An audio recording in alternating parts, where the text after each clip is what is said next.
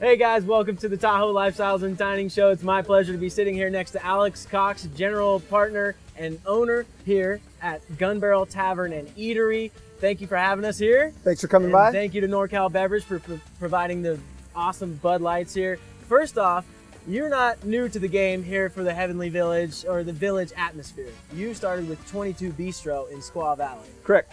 22 Bistro is our first restaurant that we opened about 4.5 years ago in the village at Squaw. Kind of a similar scenario, right in front of the gondola, the beachfront property, and just started with, what we do there is just, nice eclectic cuisine and great service with that mountain atmosphere, and wanted to bring that to Heavenly and thought there was a niche for it, and here we are. Yeah, and you got a good product going on there, and you chose not to completely reinvent the wheel. No, we did bring over some items that we had that we knew were winners. Things that we've been hitting it out of the park with, and we changed some things, we tweaked a few things, but we did bring over about a quarter of the menu. A couple of these items here are actually at our other restaurant as well. The ahi salad, the sweet potato fries, and the tuna tower. One thing we did change up was we changed up some of the dipping sauces that we have for the sweet potato fries here in Heavenly. Okay, so talk about some of the philosophies behind both the chefs, yourself, on these dishes that we have in front of us and the entire restaurant in general. Well, one thing you probably notice is that they pride themselves on presentation. We want to have food that looks good and also tastes good. And we wanted to do things that were a little different, not necessarily things that you see at every restaurant.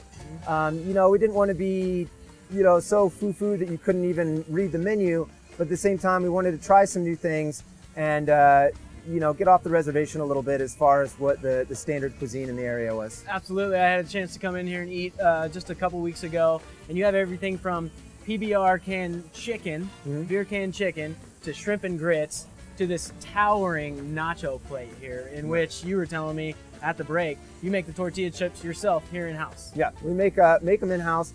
We try to source a lot of local food when we can, try to make as much of the product in-house as we can.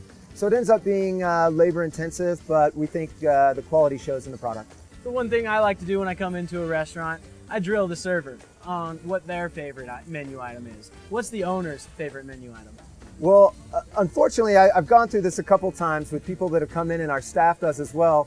And we end up sitting down with the menu and start talking to our customers about it. Unfortunately, by the end of the conversation, the customers often say, well, you haven't helped me at all because you basically just said you like everything on the menu. And after 10 minutes of walking them through why I love every item, I sometimes think, you know what, I got to start narrowing it down a little bit. It's they're probably right. So what would that be if you had to narrow it down? If I had to pick one item, I would probably pick the PBR chicken. PBR chicken, The PBR okay. chicken is kind of my go-to.